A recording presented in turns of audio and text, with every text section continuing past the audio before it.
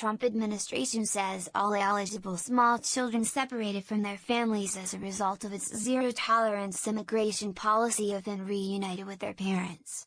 But nearly half of the children under 5 remain separated from their families because of safety concerns, the deportation of their parents and other issues, the administration said. The administration was under a court mandate to reunify families separated between early May and June 20, when President Donald Trump signed an executive order that stopped separations. The American Civil Liberties Union filed a lawsuit on behalf of a woman who had been separated from her child, and U.S. District Court Judge Dana Sabra ordered all children reunited with their parents. The ACLU said it was reviewing the government's statement and would comment later.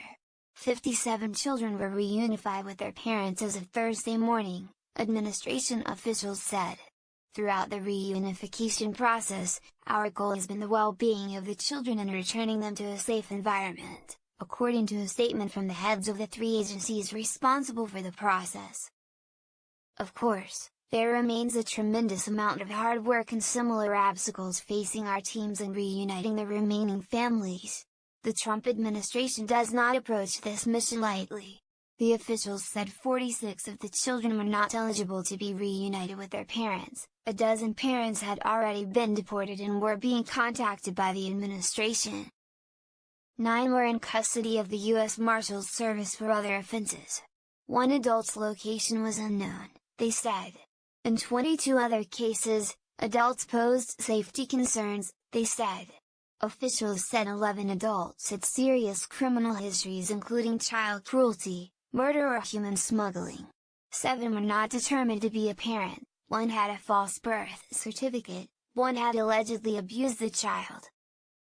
Another planned to house the child with an adult charged with sexually abusing a child. The zero-tolerance policy calls for the criminal prosecution of anyone caught crossing the border illegally. Because parents can't take their children to jail, they were separated. The move caused an international uproar. At least 2,300 children were separated from about 2,200 adults until the executive order was signed. Federal officials have been scrambling to reunite the children under a tight, 2-week deadline set by the judge. Part of the issue, administration officials said, is that the systems weren't set up to reunify parents with their children. They're set up to manage tens of thousands of minors who cross the border illegally without family. Health and Human Services manages their care inside the U.S. Homeland Security has control over adults in immigration detention, and the Justice Department manages the immigration courts.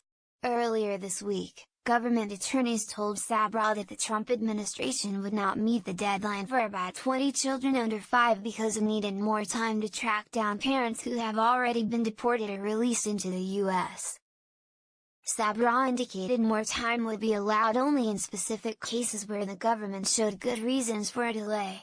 The administration defended its screening, saying it discovered parents with serious criminal histories, 5 adults whose DNA tests showed they were not parents of the children they claimed to have, and 1 case of credible child abuse. The administration faces a second, bigger deadline, July 26, to reunite more than 2,000 older children with their families.